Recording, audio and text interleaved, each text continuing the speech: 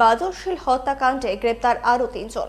সোমবার রাতে গোপন খবরের ভিত্তিতে পিয়ারবাড়ি থানার পুলিশ গৌরাঙ্গ বাজার ও ভৈরবনগর এলাকা থেকে বিশু দাস, বাবুল দাস ও যোগেশ্বর দাসকে গ্রেপ্তার করে থানায় নিয়ে আসে। মঙ্গলবার তাদের বিরুদ্ধে মামলা নিয়ে আদালতে পেশ করা হয় বলে জানান পুলিশ আধিকারিক। ১২ জুলাই চৌত্তাখলা বাজারে দুর্বৃত্তদের আক্রমণে খুন হয়েছিলেন সিপিএম নেতা বাদরশীল। আমাদের পিয়ারবাড়ি থানাধীন চৌত্তাখলা বাজারে গত জুলাই মাসের 12 তারিখ একটি ঘটনা ঘটে। এই ঘটনায় বাদরশীল নামে এক ব্যক্তির মৃত্যু হয়। এই পরিপ্রেক্ষিতে আমরা পিয়ারবাড়ি থানাতে একটি মামলা নিই, যার মামলা নম্বর হচ্ছে 30/2024।